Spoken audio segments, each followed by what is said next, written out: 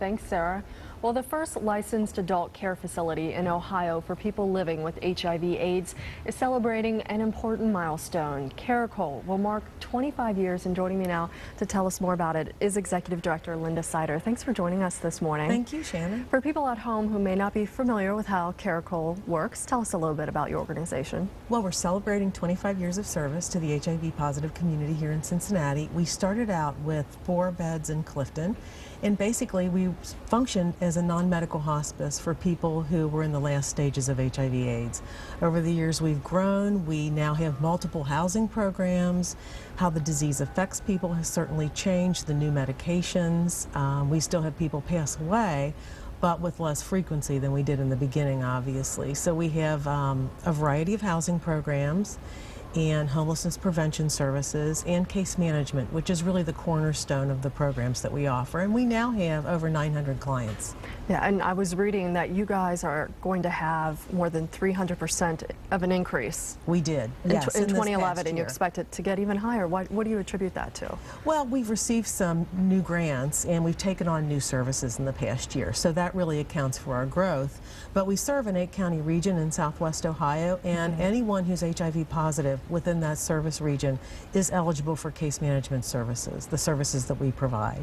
Because I was also reading about when you guys first started. I mean, it wasn't that long ago, and to think that it was just such a small little facility and how much you've grown. Are you amazed when you look back at how far you've come? We are amazed, and we're amazed particularly that our founders had the foresight to know that at the time when the first meetings were held about Caracole and to determine if there was a need, there were only 54 cases of HIV in Cincinnati.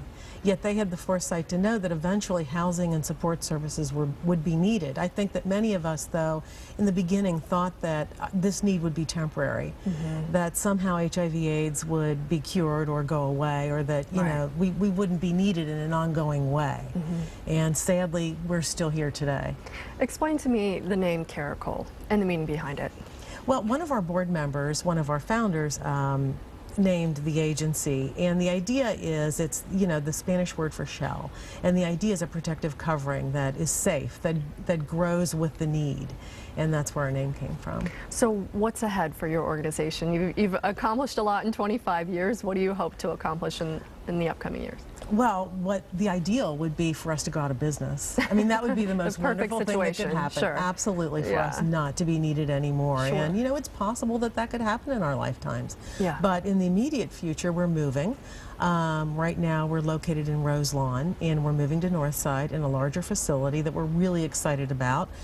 We plan to start a multitude of support groups for the community, which I think there's a definite need for that, and we're excited.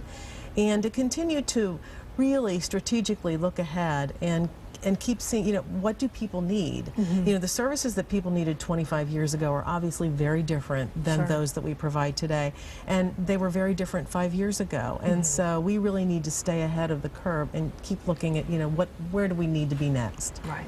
Well, Linda, thank you very much for sharing with us all that you've accomplished. Congratulations for your time. And if you'd like to learn more about Caracole, all you have to do is go to our website at WCPO.com.